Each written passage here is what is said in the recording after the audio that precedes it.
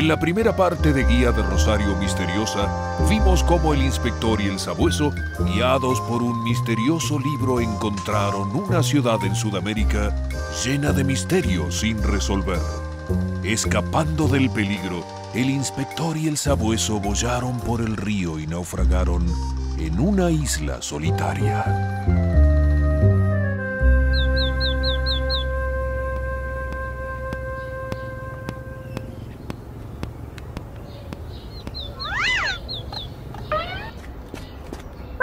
Hola, querido sabueso. Nuestro nuevo hogar flotante ya está casi listo. Ahora podremos volver a casa. ¿Te conté que me encantan los barcos desde chiquito? Mi padre era capitán de un transatlántico. Siempre quise vivir en un barco. ¿Pero qué traes ahí escondido? Uy, sabueso, muchas gracias por acordarte de mi cumpleaños. Sos un compañero fiel. Cuando lleguemos a casa, voy a regalarte un lindo hueso.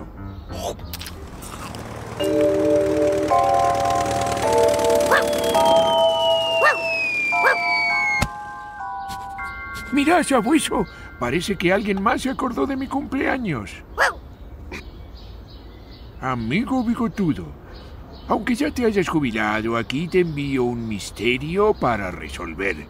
¡Feliz cumpleaños, Inspector Barba Larga!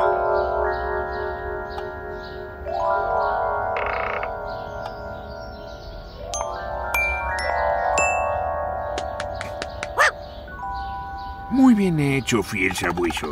Parece ser el plano de una ciudad. Pero aquí faltan piezas. ¿A dónde están? Ah, no. No puedo soportar un misterio sin resolver. ¡Maldito Barba Larga! Este parece el mapa de la ciudad de Rosario de Santa Fe. Nuestras aventuras en esa ciudad fueron muy peligrosas. Mira cómo terminamos, naufragando en una isla desierta. ¿Pero qué serán estas piezas que faltan? ¿Son barrios de Rosario? ¿Qué misterio esconderán? Cuando completes el rompecabezas, encontrarás el verdadero regalo. ¿Cómo que el verdadero regalo? Sabueso, he tomado una decisión. Tenemos que encontrar las piezas que faltan y completar el rompecabezas. Prepara mi valija. Nos vamos a Rosario.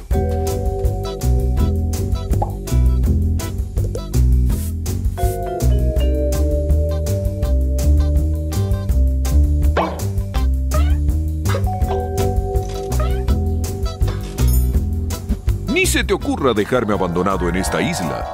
Si vuelven a la ciudad de Rosario, me van a necesitar. Espera un momento, Noblecán. Veo que estás sufriendo para cargar con todas mis páginas. Tengo otra alternativa para que podamos viajar juntos. Solo busca la página 564 y vas a encontrar la solución.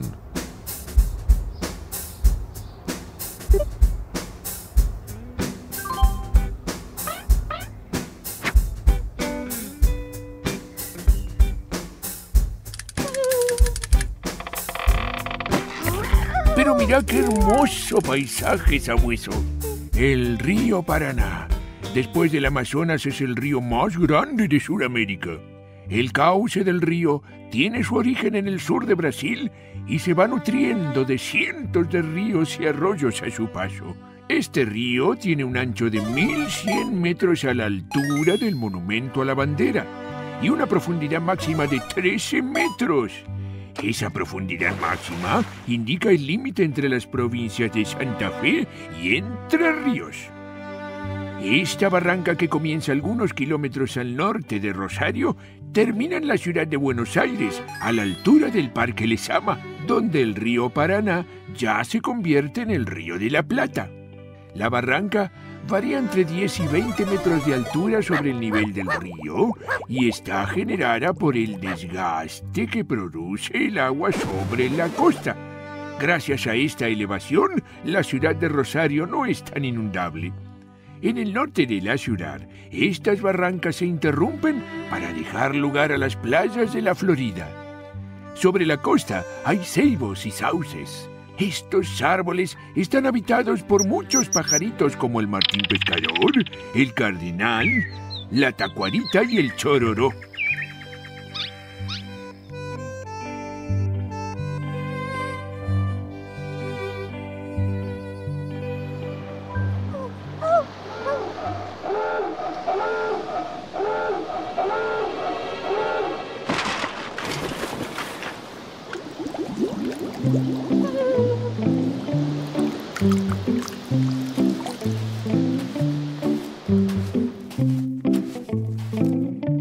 Maldición, esto me trae malos recuerdos.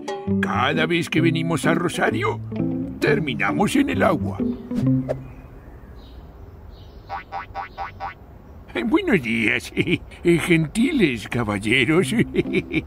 ¿Podrían informarnos si hemos llegado a la ciudad de Rosario?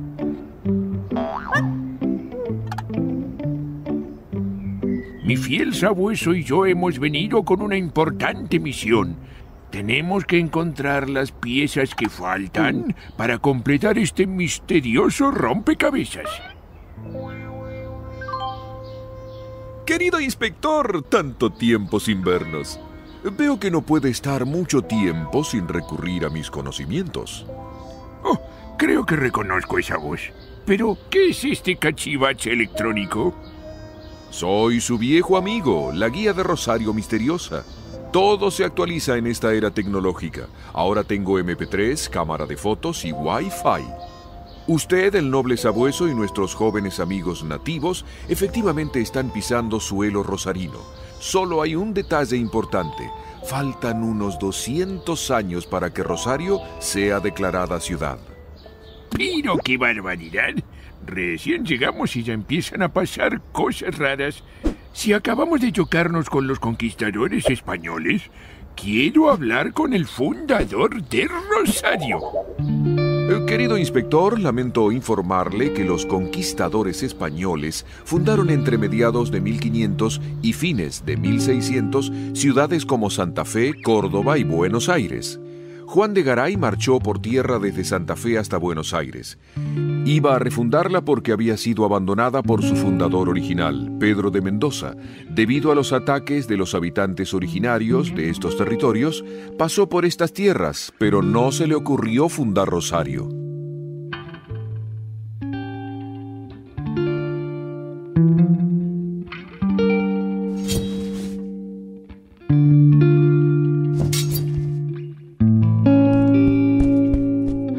Este territorio era solo una gran extensión de tierra dominada por la presencia del río y surcada por arroyos y humedales.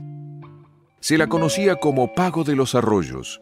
Era mucho más amplio que el territorio actual de la ciudad. Los límites eran el río Paraná al este, el río Carcarañá al norte y al sur la Cañada de las Hermanas, en provincia de Buenos Aires. Su límite oeste era menos definido y se adentraba en la actual provincia de Córdoba. Los arroyos que daban nombre al pago son el Carcarañá, el Ludueña, el Pavón, el Saladillo, San Lorenzo, el Seco y el Arroyo del Medio, que hoy es el límite con provincia de Buenos Aires, todos alimentados por agua de lluvia y confluyendo hacia el Paraná.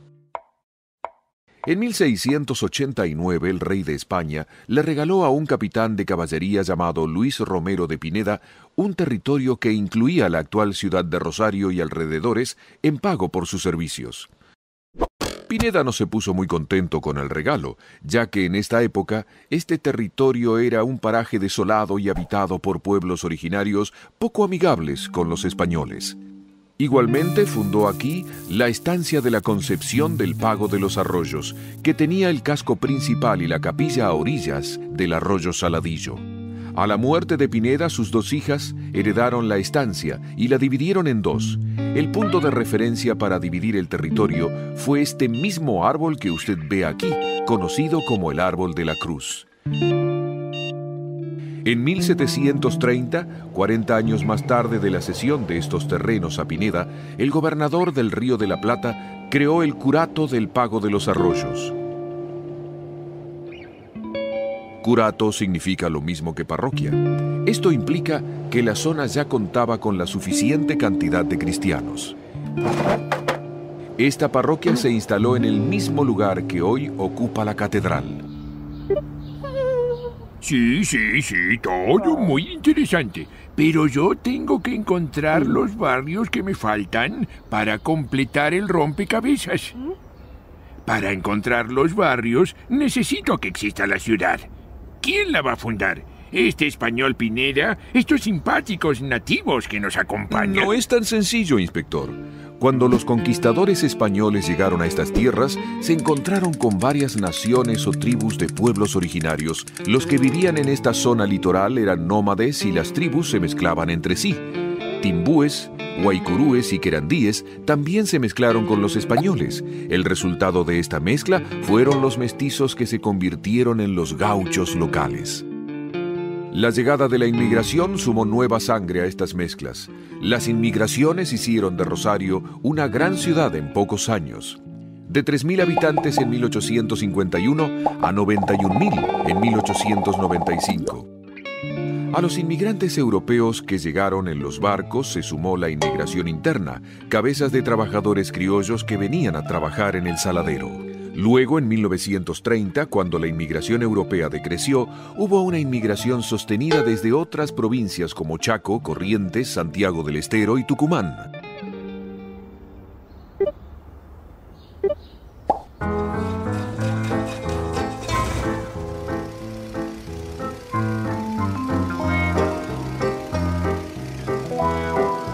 Mirá, sabueso, la ciudad de Rosario se va dibujando a medida que se suman pobladores. Ahora sí que podremos encontrar las piezas perdidas del rompecabezas y resolver este misterio infernal. Muy buena observación, inspector Bigotudo. Pero en este momento Rosario todavía es muy joven. Todo lo que vemos ahora es solo una parte del centro. Faltan algunos años para que aparezcan los barrios. Rosario nació a la orilla del río. Lo primero importante fue la capilla y luego el puerto. Alrededor del puerto y la capilla se formaron durante el siglo XIX las primeras 20 manzanas de la ciudad, todas entre Córdoba, Ceballos, Corrientes y el río. Luego, la ciudad se expandió rápidamente siguiendo la costa hacia el arroyo Saladillo al sur y el arroyo Ludueña al norte. El primer jefe político de Rosario, que se llamaba Estanislao Ceballos, le puso nombre a las primeras 20 calles de la ciudad. Desde el río hacia el oeste eran San Nicolás, Saladillo, Mensajerías, Buenos Aires, Comercio, Aduana, Puerto y Libertad. Las calles del norte a sur conservan sus nombres: San Lorenzo, Santa Fe, Córdoba, Rioja, San Luis, San Juan y Mendoza. El nombre de calle Córdoba es la derivación del original Camino a Córdoba, un camino que salía perpendicular al río hacia el noroeste. Más o menos en la intersección de Córdoba con San Martín, los carruajes y carretas encontraban una curva para bajar hacia el río que fue demarcando la actual bajada Sargento Cabral. Al final del camino a Córdoba, Santiago de Montenegro, original propietario de estos terrenos, donó a la municipalidad un terreno para la plaza pública, actual Plaza 25 de Mayo. La siguiente calle que se definió fue San Martín. Era la ruta que salía hacia Buenos Aires.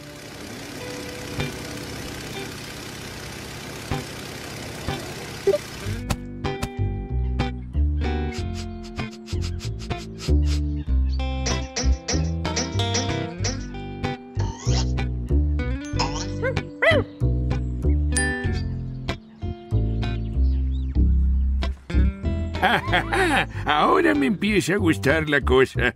Sabueso, usa tu nariz para encontrar la siguiente pieza.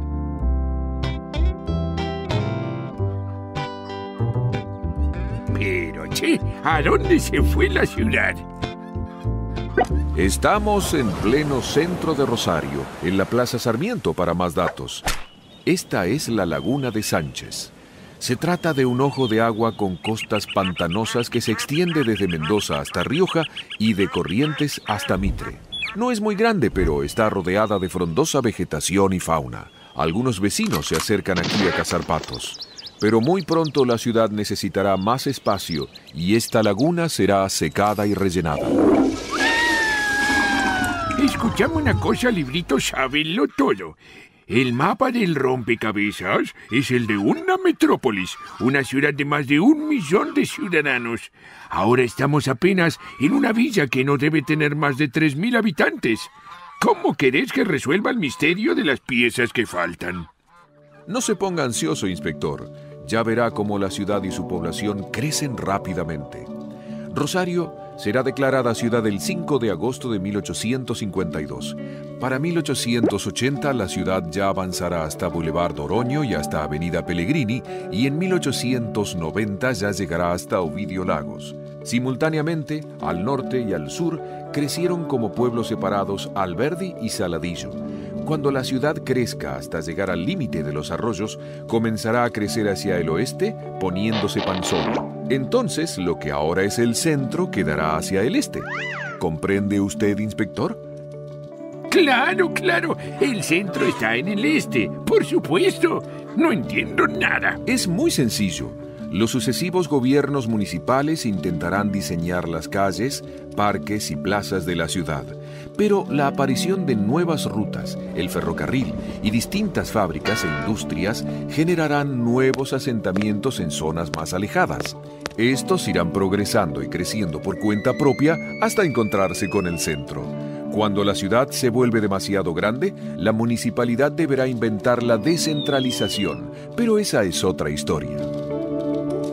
Pero claro, qué perrito tan inteligente. Este lugar vacío entre el centro y el río tiene que ser el puerto.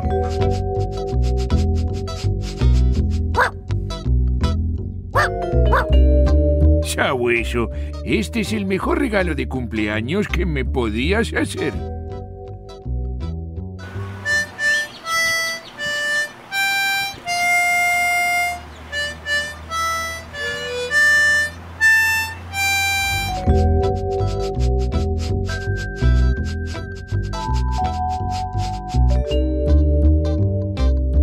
¡Qué lindo! Con lo que me gustan los barcos. Te conté alguna vez que mi padre fue capitán de un transatlántico. Muy bien, ya estamos en el puerto. ¿Por dónde empezamos a buscar la segunda pieza del rompecabezas?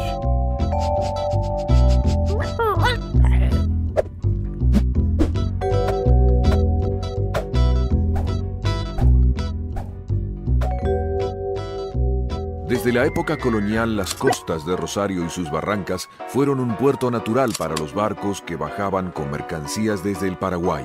Alrededor de este tránsito de mercaderías y personas fueron progresando distintas industrias y comercios en el territorio. Ya en el 1800, el gobierno unitario de Buenos Aires decidió concentrar todo el movimiento portuario en la capital nacional y bloquear el puerto de Rosario para los barcos extranjeros. En 1852, luego de la batalla de Caseros encabezada por el general Urquiza, donde combatieron los batallones de vecinos rosarinos, se separó a Buenos Aires de la Confederación de Provincias. Entonces, Rosario y su puerto se convirtieron en el centro de actividades económicas del interior del país. En este momento de la historia amarran en Rosario alrededor de 600 barcos por año. Las distintas empresas de transporte de pasajeros, los saladeros y las compañías de granos construían sus muelles privados. Algunos barcos, que no podían alquilar un lugar en estos muelles, improvisaban precarios y peligrosos sistemas de tablones y pasarelas de hasta 25 metros de largo.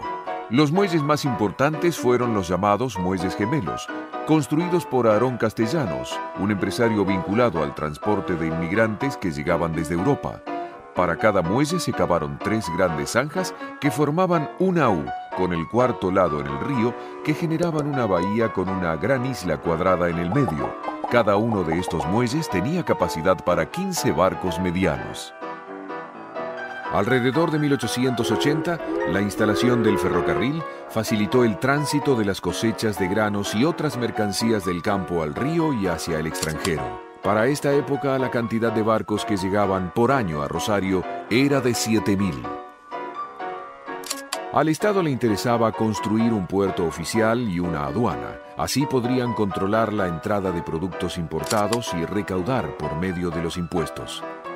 En 1899 el gobierno nacional decretó la construcción de nuestro puerto, pero su construcción recién se completó en 1908.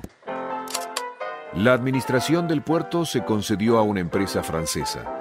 Un enjambre de vías, calles y caminos internos, oficinas y depósitos se construyeron dentro y alrededor de las instalaciones del puerto. Las calles internas, llenas de marineros, estibadores e inmigrantes, desarrollaron una vida propia aparte de la vida de la ciudad.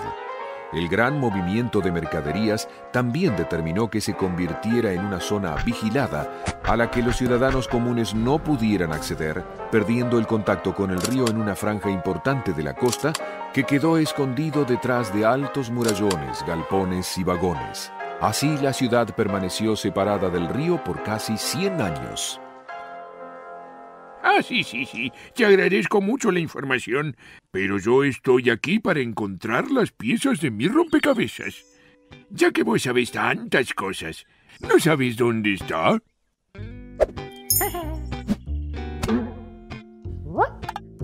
¡Fabuloso, mi cuadrúpedo amigo! Vamos a poner esta pieza en su lugar. Ya cada vez faltan menos. Cuando encontremos todas las partes que faltan, descubriremos el verdadero regalo del inspector Barba Larga.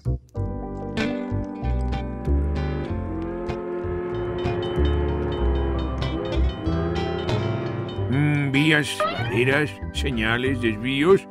Esto es más complicado de lo que yo pensaba. El olfato del sabueso dice que siguiendo las vías encontraremos las piezas que faltan para completar el rompecabezas. Pero, ¿qué tienen que ver los trenes con los barrios de la ciudad? Querido inspector, si estuviéramos en la escuela y yo fuera su profesor, ya le habría puesto un 0 por no prestar atención. Maldito libro sábelo todo. Debí dejarte abandonado en la isla desierta. Alto ahí, señor bigotudo. Si quiere completar este rompecabezas de una buena vez, está obligado a cuidar mi integridad y seguir mis consejos. ¡Ah!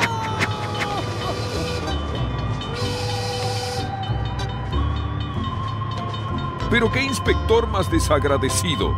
Debería saber que sin mi mapa de vías de Rosario, su búsqueda será un fracaso. Haberlo dicho antes. A ver ese mapa. Para 1900, Rosario estaba cortada en casilleros por vías férreas que la atravesaban. La ciudad era punto de confluencia de una gran red de vías y dentro de Rosario había 9 estaciones. Más de 100 locomotoras entraban y salían de la ciudad por día. La primera línea fue la Rosario-Córdoba, la Central Argentina Railway, luego llamada Central Argentino. La cabecera de esta línea se construyó donde actualmente está la Isla de los Inventos. Se llamó Estación Rosario Central y se inauguró en 1880. Dirigido por el ingeniero norteamericano William Wheelwright, las vías se construyeron con durmientes de quebracho que llegaban por el río desde el norte de la provincia y eran aserrados allí mismo. Los rieles de hierro eran traídos por río provenientes de Inglaterra. En 1883 ingresó a la ciudad otra línea de ferrocarriles, el Ferrocarril Oeste, que la unía con Casilda, entonces Colonia Candelaria. Su cabecera estaba en el Parque Urquiza. En 1885 se sumó la línea de ferrocarril que unía Rosario con Buenos Aires, que asentó su cabecera en Rosario Norte. Estas 3 líneas tenían sus ramales con sus empalmes y compartían el mismo ancho de vías. Pero en 1888 comenzó la construcción de otro ferrocarril a Córdoba con un nuevo formato llamada trocha angosta. Construyó su propia cabecera en Central Córdoba y también un muelle propio sobre el Paraná. Luego entró otra línea desde Santa Fe siguiendo la traza de Alberdi. Estas distintas empresas ferroviarias competían por el transporte de mercaderías al puerto de Rosario. El trazado de las vías y las estaciones influyeron grandemente en la concentración de barrios como Fisherton, Empalme Graneros, Parada Golf, Funes, Villa Diego y otras. La competencia entre empresas ferroviarias por el transporte de mercaderías y pasajeros se podía resumir en una competencia entre empresas francesas e inglesas. Entre 1947 y 1948, esas empresas fueron nacionalizadas. En la década del 90, los ferrocarriles se volvieron a privatizar y casi todos los ramales fueron cerrados. En el 2014, comenzaron las obras para renovar y revitalizar la conexión ferroviaria entre Rosario y Buenos Aires. ¡Qué libro más completo! No solo sabes todo sobre las cosas de la historia pasada, sino que también nos contás cómo será el futuro. Pero estamos acá para encontrar las piezas del rompecabezas. ¿Por dónde puedo buscar?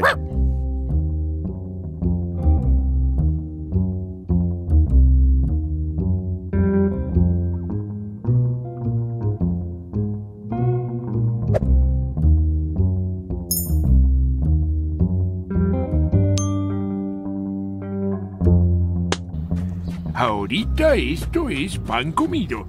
Los barrios que faltan están unidos por las vías. Sabueso, vayamos a la siguiente estación. Estas vías vienen desde el norte y van hacia el río. Veamos hacia dónde nos conducen.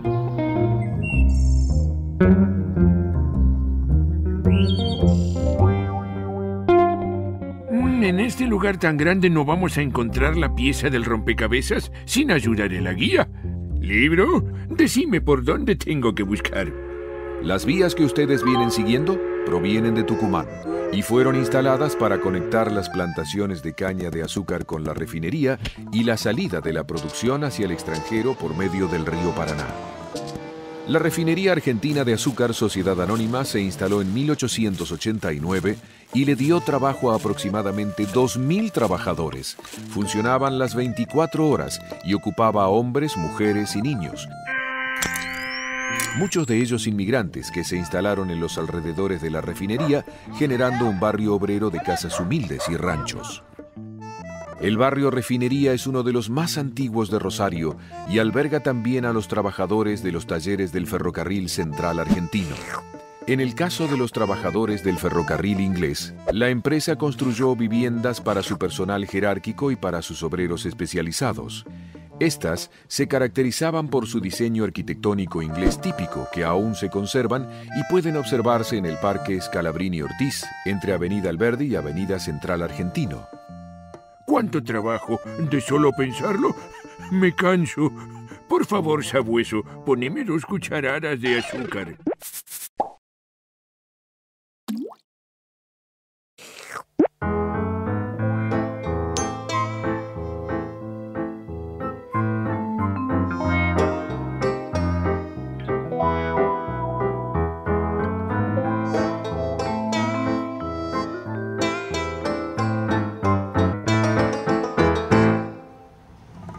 Ahora estamos frente a la estación Rosario Norte, también conocida como estación Sunchales, que era la ciudad en el otro extremo de la línea de las vías. Inaugurada en 1885, era la primera línea férrea que unía Rosario y Buenos Aires. La línea continuaba hacia el noroeste hasta Tucumán. Entre los años 30 y 40 pasaban por Rosario Norte unos 800 pasajeros diarios. Esta gran circulación de gente dio mucha vida al barrio de la estación. ¿Pichincho? ¡El Pichicho! ¡Pichincho! Deme un minuto, amigo extranjero. Aquí tengo un libro que nos despejará las dudas. ¿Libro? Decime qué significa Pichincho. El honorable marinero posiblemente se refiera al barrio Pichincha. Pichincha era el nombre de la actual calle Richeri. En sus últimas 6 cuadras, que terminaban en el paredón de la estación Rosario Norte, entre los años 1910 y 1930, se había popularizado una zona de cabarets, salas de juego, bares y fondas, cines y teatros picarescos destinados a los marineros. En sus bares y teatros actuaban los músicos más importantes del país, incluyendo a Carlos Gardel. Por la noche, esas cuadras de Pichincha estaban muy iluminadas por grandes carteles de colores. Este gran movimiento de personas y dinero también generó la formación de mafias que administraban la prostitución, el préstamo de dinero y el juego. Se trataba de bandas cuyos custodios eran los taitas, guapos o pesados. Eran bandas de inmigrantes, mayormente provenientes del sur de Italia. Con la prohibición de la prostitución en 1933, el brillo de Pichincha decayó. Mirá, Sabueso, ese no es... Sí, sí, es Carlitos.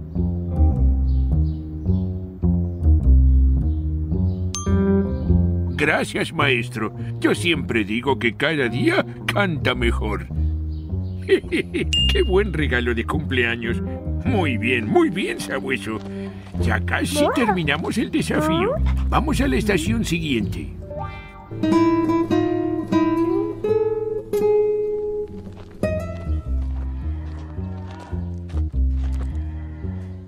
Ups, ¿de dónde salieron todos estos mamíferos cuadrúpedos? ¿No estábamos en el medio de la ciudad?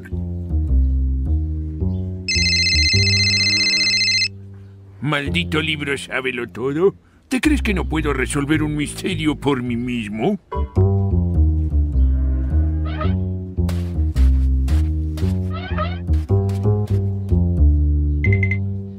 Muy bien, ganás vos. Por favor, decime a dónde estamos ahora. Estamos en otra de las 9 estaciones ferroviarias de Rosario. Esta es la llamada Central Córdoba. Estamos en el barrio La Tablada. A este barrio se lo conoce con ese nombre desde fines del siglo XIX porque aquí funcionaba el matadero público. Los corrales de los animales construidos con tablas se conocían como tabladas.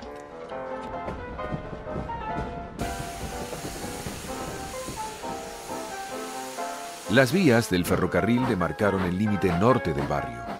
Años después se fundó aquí el tercer club de fútbol en importancia de la ciudad, The Córdoba and Rosario Railway Central.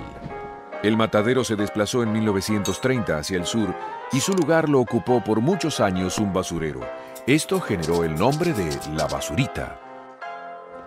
¿Sabueso? Tanto conversar sobre vías y estaciones, creo que ya es tiempo de que viajemos en tren.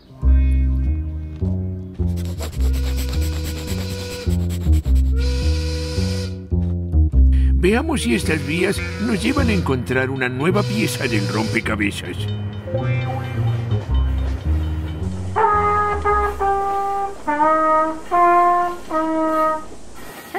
Uy, sabueso, me parece que nos pasamos de largo. ¿Estaremos todavía en Rosario?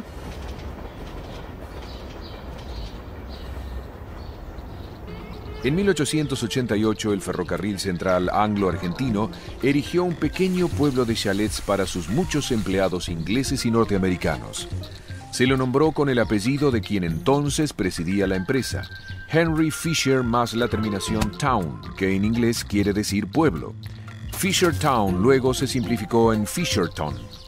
En su origen estaba verdaderamente lejos de la ciudad, conectada por una línea de ferrocarril cada media hora y un tranvía. Por supuesto, tuvo una estación propia desde el principio, que era una parada intermedia entre las estaciones de Ludueña y Funes. Las primeras calles de amplias y parquizadas veredas se trazaron alrededor de la estación, marcando claramente dos sectores a uno y otro lado de las vías. De un lado, las mansiones del personal jerárquico del ferrocarril, de origen mayoritariamente anglo-irlandés, con características similares a los actuales barrios cerrados, con diario y mensajería propios, y del otro lado de la vía, los empleados del ferrocarril y pequeños comerciantes de origen italiano y español. Fisherton permaneció como un paraje semi-rural separado del centro hasta 1932, cuando se completó la traza de calle Córdoba. ¡Fabuloso, sabueso! Las vías de los ferrocarriles realmente fueron el esqueleto de esta ciudad. Rosario no habrá sido fundada por los conquistadores españoles, pero tiene un cuerpo construido por sus pobladores y trabajadores. Ya nos faltan muy pocas piezas para completar el rompecabezas. ¿Por dónde estará la que corresponde a este coqueto barrio?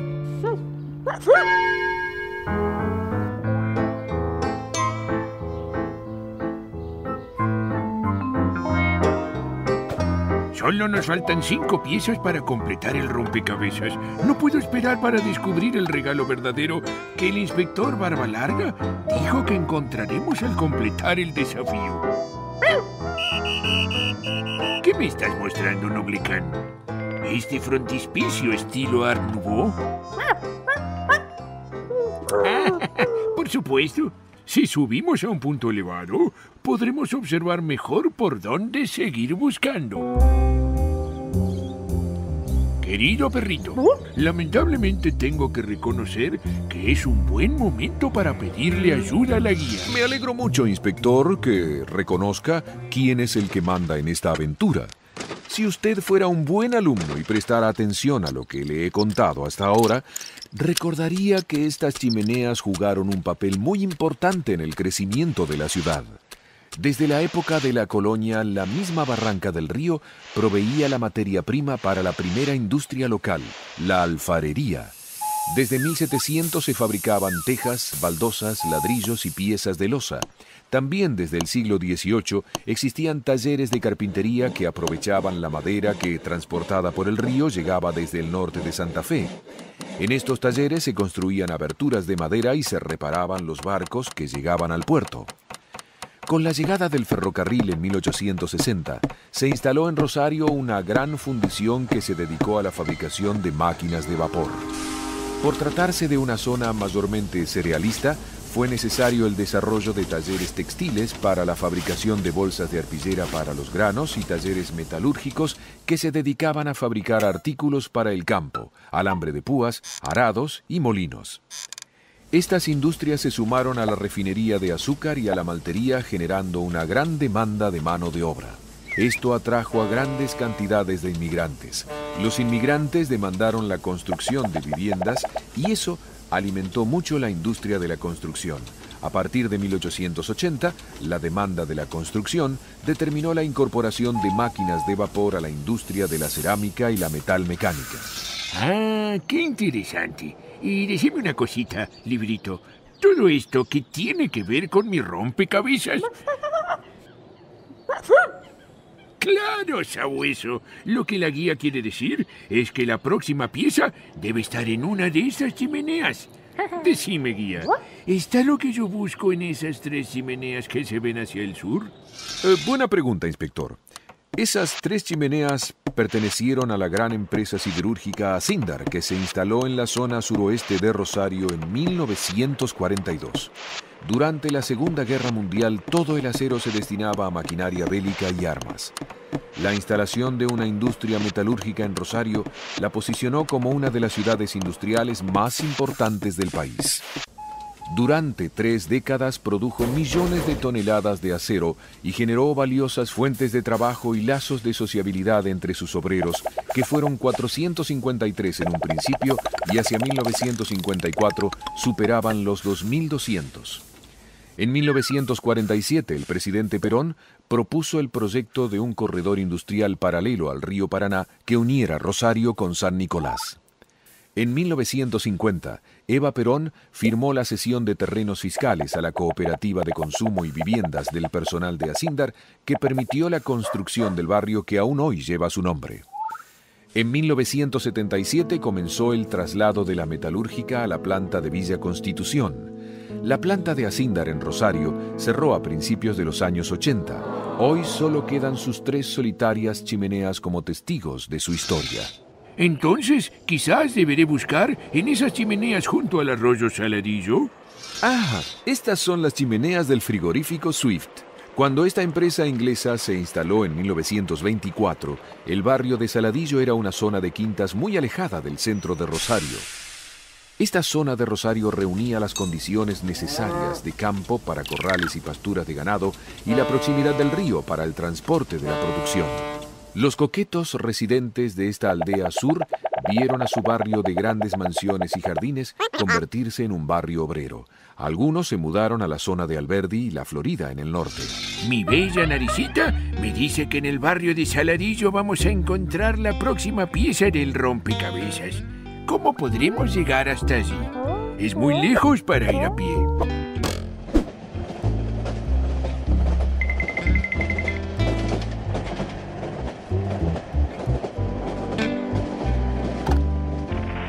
Rosario fue la tercera ciudad del país en contar con servicio de tranvías, luego de Buenos Aires y La Plata.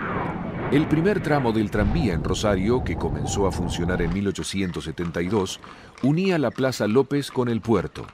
El empresario que obtuvo la concesión tenía el compromiso de pavimentar las calles del recorrido y parquizar la plaza colocando bancos y farolas. El segundo tramo iba hasta la estación de trenes Rosario Central. Los primeros tranvías eran arrastrados por 2 caballos y guiados por un conductor o cochero y acompañante o mayoral. Era un medio lento debido a los famélicos, mal alimentados y viejos caballos. Los pasajeros ayudaban a ponerlos sobre las vías cuando descarrilaban. Se los conocía como tranvías cucarachas y pocas damas subían debido al grosero trato de los conductores.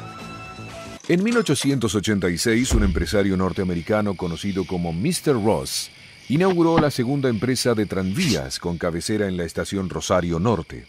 Eran varios ramales que conectaban el centro con los pueblos suburbanos de Alberdi y Saladillo al norte y al sur de la ciudad, respectivamente. En 1905 comenzó a funcionar a cargo de una compañía belga un servicio de tranvía eléctrico. Con 14 líneas y 100 coches de 40 asientos, cubría toda la ciudad. En los años 30 apareció la competencia de los ómnibus y el servicio de tranvía pasó a manos de la municipalidad. Los tranvías dejaron de funcionar a principios de la década del 60.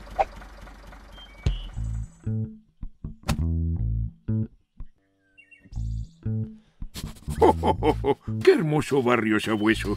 El viaje en tranvía ha valido la pena. Vinimos buscando las chimeneas del frigorífico y nos encontramos con otra cosa. Mirá, sabueso. ¡Cuántas casas señoriales! ¡Cuánta elegancia! ¿Pero qué hacen estas mansiones aquí tan lejos del centro? Librito sábelo todo. A vos te lo estoy preguntando. Bueno, inspector Bigotudo, los buenos modales ante todo, ¿no? Ahora estamos en el extremo sur de Rosario. El destino de esta zona se definió en 1880 cuando un rico negociante de tierras llamado Miguel Arijón compró grandes superficies de terreno linderos al río Paraná. Aquí, junto al arroyo Saladillo, comenzó un ambicioso proyecto: construir una aldea de fin de semana para las familias más pudientes de la ciudad. Aquí se construyeron hermosas mansiones con grandes extensiones de parque, equipadas con los últimos adelantos como teléfono, luz eléctrica y agua corriente. En los últimos años del siglo XIX, el centro de la ciudad casi no tenía servicios de limpieza y recolección de residuos, agua corriente o cloacas. Por eso, cuando aparecían epidemias como el cólera, la viruela o el tifus, el contagio en la ciudad mataba a cientos de ciudadanos. Al retirarse a vivir a un barrio alejado, también aseguraban estar lejos de estos contagios. Escuchá, sabueso. Eso parece ser el sonido de una caída de agua. Vamos a investigar. Se dice que Manuel Arijón sufría de dolores de huesos y que un día bañándose en estas aguas notó que esos dolores se aliviaban. Basado en esta creencia de los poderes curativos del arroyo Saladillo, Arijón mandó a construir un desvío del cauce. Así creó un balneario público en el mismo lugar donde ahora están las piletas municipales. Mandó a construir una gran pileta con forma de media luna y otras menores. A su alrededor construyó cambiadores, una confitería y otras instalaciones que incluían un cine. También invirtió en una nueva línea de tranvía para conectar el balneario con el centro. El balneario del Saladillo era sumamente popular y las familias llegaban en los tranvías repletos y se quedaban a pasar todo el día. Esta ciudad tiene todo tipo de maravillas. Ahora, yo me pregunto, ¿por dónde buscamos la pieza del rompecabezas que corresponde a este barrio? ¡Madre Santa! ¿Qué es ese bicharraco? Ah, eso también es parte del patrimonio del barrio Saladillo. Ese es un Neosclerocaliptus, pero los amigos le decimos cliptodonte. Vivían en este barrio hace unos 8.000 años, pesaban como 300 kilos y eran parientes de los peludos y las mulitas, pero gigantes. Eran herbívoros y tenían un caparazón rígido y peludo. Hace muy poco, alguien que cortaba el pasto en el paraje regional sur encontró unos dientes raros, como de un hipopótamo. Entonces, los paleontólogos excavaron la barranca del arroyo y encontraron el esqueleto completo de un gliptodonte que desde entonces se exhibe en el Distrito Sur. Gracias, Neosclerocaliptus. Ya casi completamos el desafío. Solo faltan 4 piezas y todavía es el día de mi cumpleaños. ¡Oh, oh, oh!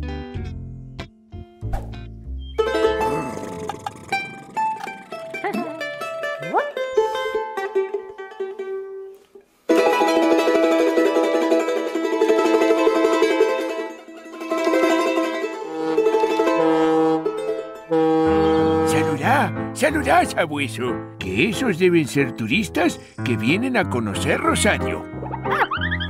No se confunda, inspector. Lo que usted está viendo ahora es la llegada de inmigrantes europeos que vienen buscando trabajo y un nuevo hogar. Ah, sí. Mi abuelo era yugoslavo y mi abuela era del reino de Bigotópolis. De ella heredé este hermoso bigote. Cuando a veces se pregunta de dónde descienden los rosarinos, suele responderse que descendemos de los barcos. Ciertamente tiene algo de verdad. Hacia 1860 la Argentina era uno de los estados menos poblados de América. Distintas políticas de inmigración promovidas por el gobierno, por empresas privadas de transporte transoceánico de personas y otras de administración de tierras, incorporaron una enorme proporción de sangre extranjera a nuestra población original de criollos y mestizos. Esto sucedía durante la segunda mitad del siglo XIX y la primera del siglo XX. Los inmigrantes españoles e italianos, en su mayoría analfabetos, hambrientos, viajaban en vapores de tercera clase, sobre la cubierta.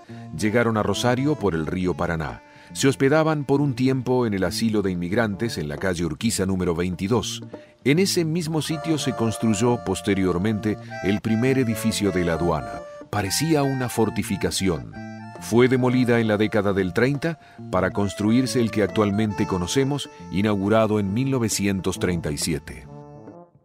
La mayoría de estos inmigrantes provenía de Italia y España, pero también llegaron ingleses, franceses, alemanes, polacos y rusos, árabes y judíos.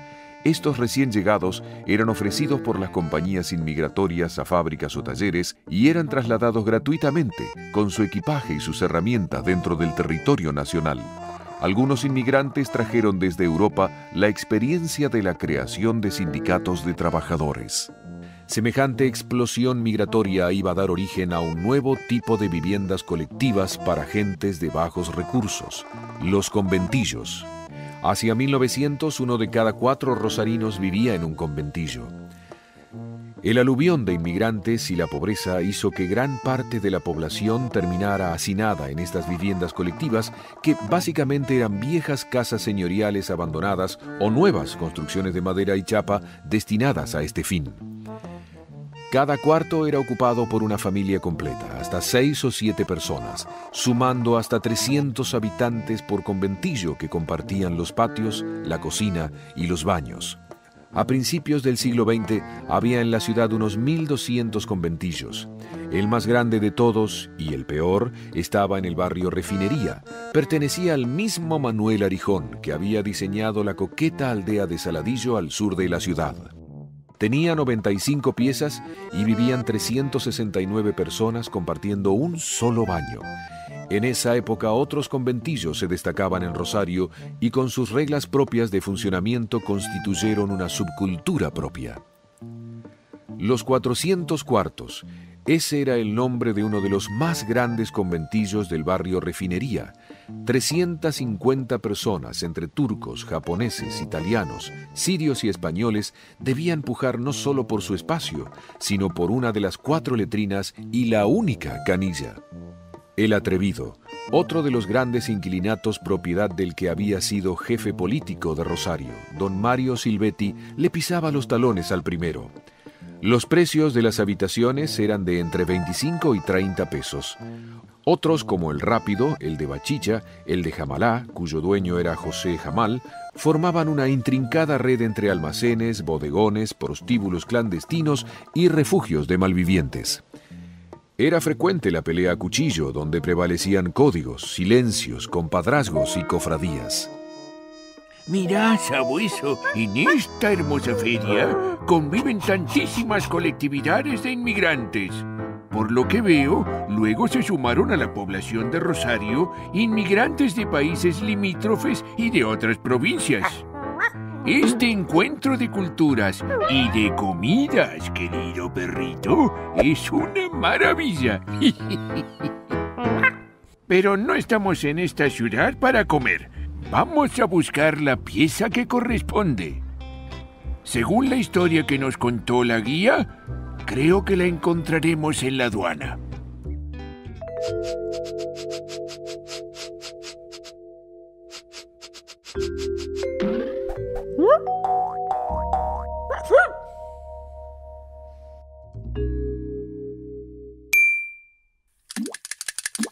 Mirá, sabueso, solo faltan 3 piezas para completar el rompecabezas. ¿Cómo sabremos por dónde buscar la próxima?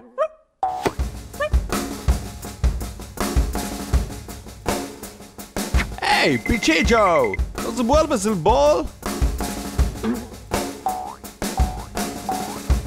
¡Qué interesante, sabueso! Los marineros ingleses que vinieron por la construcción de los ferrocarriles trajeron con ellos la costumbre de jugar al fútbol. Pero como los rosarinos todavía no conocen este juego, solo pueden jugar entre ellos. ¡Auch! Más cuidado conmigo, muchachos. Si mis circuitos se arruinan, ustedes estarán perdidos en la ciudad. Presten atención. Hace 150 años nadie aquí conocía el fútbol. En esa época, en Rosario, los deportes más populares eran el frontón y la pelota vasca. En 1869 llegó a Rosario un inmigrante inglés de 16 años, llamado Isaac Newells. Se alojó en la casa de William Wheelwright, el director de la obra del ferrocarril a Córdoba. La mansión de Wheelwright se encontraba donde hoy funciona el Colegio Nacional número 2, en la primera cuadra de la calle Entre Ríos. Los técnicos ingleses que construían el ferrocarril y algunos marineros sabían jugar un deporte que estaba de moda en Inglaterra y se conocía como fútbol. El joven Isaac Newells aprendió ese deporte y cuando fundó el Colegio Anglo-Argentino, el fútbol se jugaba en sus patios. La colectividad inglesa fundó el Club Atlético Rosario, que tenía su propio equipo de fútbol. Siguiendo el ejemplo del Club Atlético Rosario, 60 jóvenes ingleses del barrio Talleres, en Alberdi, fundaron el Central Argentine Railway Club en la Navidad de 1889. La primera camiseta fue roja y blanca, pero la cambiaron enseguida por otra con 4 cuadros celestes y blancos. Al ser el único club de fútbol de Rosario durante 10 años, este flamante club debía esperar la visita de improvisados equipos de marineros que llegaban al puerto o esperar a que el Club Atlético Rosario les concediera un amistoso. En 1903, Claudio Newell, el hijo de Isaac, fundó con un grupo de exalumnos del Colegio Anglo-Argentino el club de fútbol Newell's Old Boys. Su primera camiseta fue celeste y blanca a rayas con una banderita británica en el bolsillo. En el mismo año se fusionaron los ferrocarriles Rosario-Buenos Aires y Rosario-Córdoba.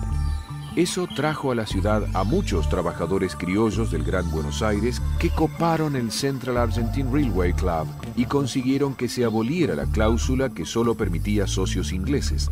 También cambiaron el nombre a Rosario Central. En 1905 se creó la Liga Rosarina de Fútbol. Esto obligó a 2 clubes a cambiar sus colores. Central eligió el azul y oro en franjas verticales y Newell's los colores del escudo del Colegio Anglo-Argentino, rojo y negro. Algunos otros clubes como el Echesortu y el Atlético Rosario formaban la liga, pero no perduraron en el tiempo. Sabueso, usa tu hocico para encontrar estos estadios. ¡Maldición! Mi instinto nunca falla. ¿Por qué no encontramos esta pieza? Muy bien pensado, sabueso. Preguntémosle a este lugareño.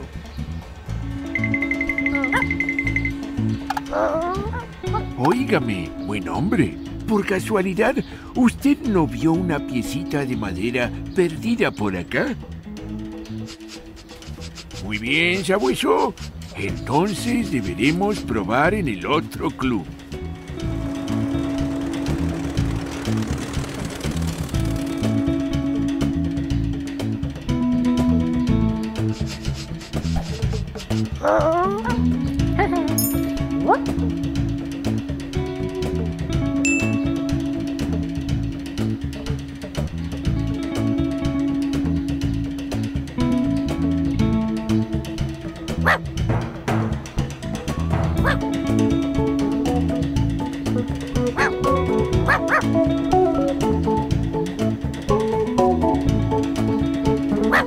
¡Maldición!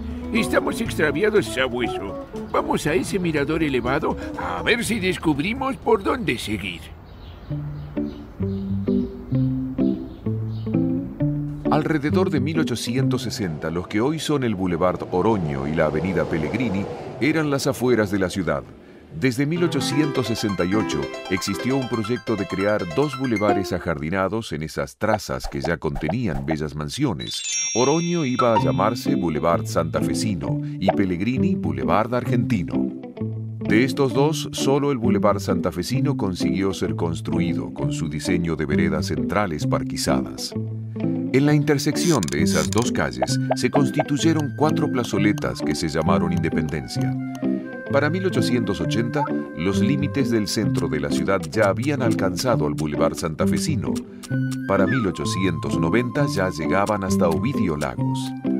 La gente, mayormente los habitantes de las mansiones del Boulevard Santafesino, ya acostumbraba a concurrir a la zona arbolada en el final del boulevard los fines de semana. ¡Fascinante, sabueso! Un gran espacio verde en el medio de esta enorme ciudad. Museos, clubes, un parque para niños y hasta un lago. ¿A dónde estará escondida la penúltima pieza de nuestro rompecabezas? En 1901, la municipalidad presenta un proyecto para expropiar unas 100 hectáreas de terrenos para construir el parque. Ese mismo año se organizó la Fiesta del Árbol. Los alumnos de las escuelas primarias plantaron 6.000 árboles. El 1 de enero de 1902, el intendente Luis Lamas inauguró el Parque Independencia como un magnífico remate del Boulevard Santafesino. Entonces ya contenía el laguito, la montañita y la Escuela Municipal de Jardinería. Esa noche la población entera de Rosario se dio cita en el lugar. La fiesta de inauguración obtuvo un brillante éxito. Carruajes, tranvías y un ejército de peatones fueron al parque. Se formó un cordón inmenso de gente alrededor del lago y en las pendientes de la montañita llamaban la atención millares de farolitos chinescos desparramados entre las plantas. Se observaban con admiración las luces de Bengala y el gran foco eléctrico colocado en la cima que emitía rayos luminosos de colores. El lago era surcado por infinidad de pequeñas góndolas iluminadas y 2 pequeños buques realizaron el cañoneo de cohetes. Y en el pequeño islote, lleno de luces y adornos diversos, se quemaban fuegos de artificio. Entonces, el parque dejó de ser exclusivo de los vecinos de Oroño y pasó a ser el paseo elegido por rosarinos de todos los barrios durante los fines de semana. En 1915 se le agregó al parque el Jardín de Niños Juana Elena Blanco. Al principio fue un jardín de juegos con triciclos, hamacas, trapecios, una pista de patinaje, una calecita y un pequeño tambo donde los chicos podían tomar leche fresca, de vaca o de burra. A lo largo de los años el jardín cambió muchas veces. En 1925 se daban allí representaciones del Teatro Infantil Municipal que fueron muy exitosas y que generaron la creación de la Escuela Municipal de Danzas y Arte Escénico. En una época más reciente alojó al Jardín Zoológico. Desde el año 2001 reabrió como parte del Tríptico de la Infancia. ¿Apuesto mi bigote a que la siguiente pieza del rompecabezas está en la cima de esa montañita? ¡Vamos, sabueso!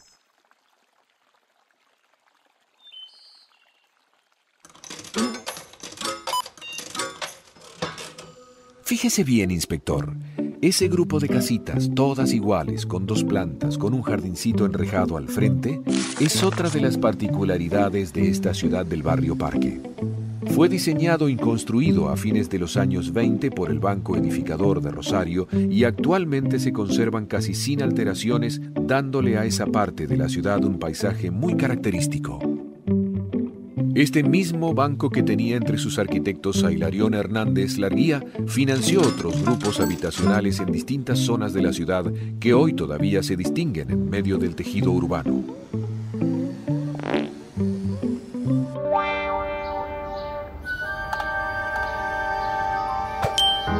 Sabueso, ya se está haciendo de noche y se termina el día de mi cumpleaños. Tenemos que llegar al extremo norte de la ciudad lo más rápido posible para completar el rompecabezas. Fabuloso, sabueso. Con un subterráneo llegaremos en un periquete.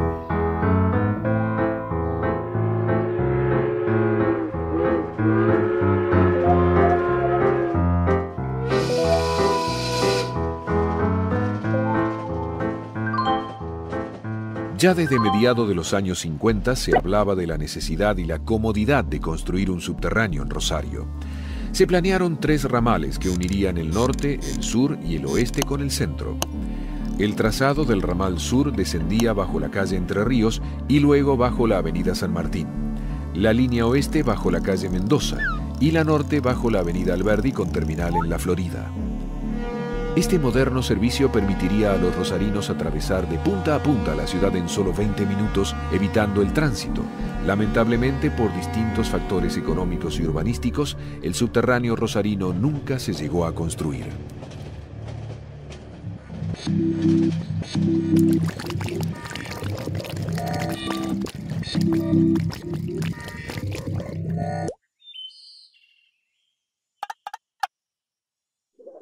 Hasta 1918, Alberdi era un pueblo separado de Rosario. Fue fundado en 1876 por José Nicolás Pucho en las tierras que fueron donadas a la familia de su esposa por la corona española en tiempos de la colonia.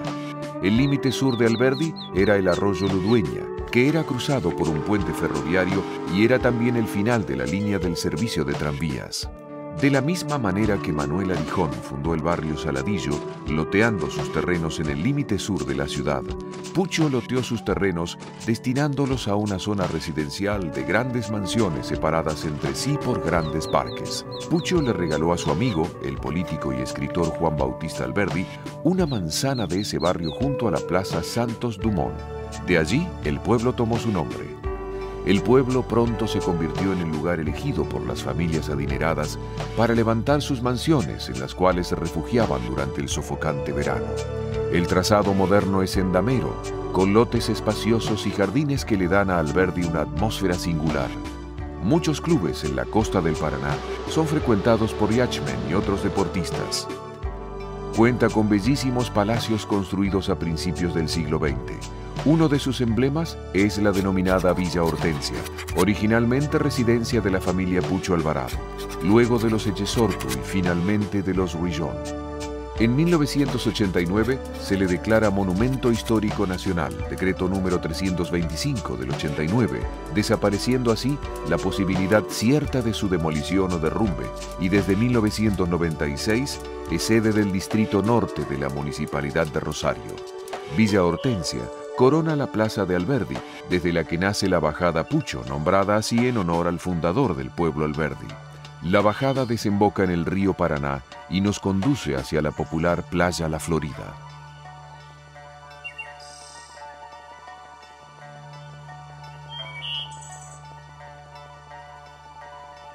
Mirá, sabueso, una casa barco, mi sueño hecho realidad. A propósito, te mencioné alguna vez que mi padre fue un gran capitán de transatlánticos. Siempre quise vivir en un barco. La última pieza del rompecabezas debe estar allí.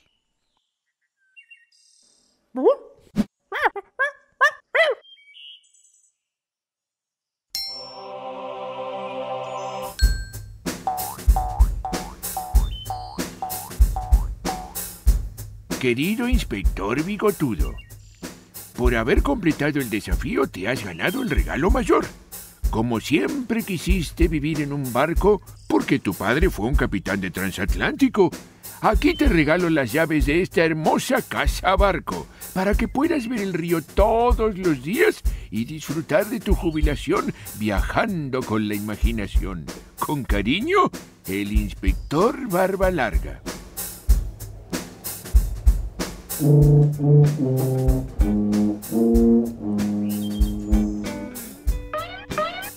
Querido sabueso, este ha sido el mejor cumpleaños de mi vida.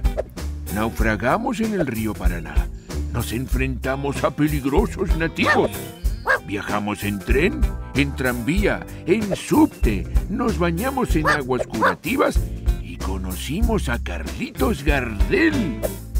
Y como frutilla del postre, encontramos un nuevo hogar en esta hermosa ciudad.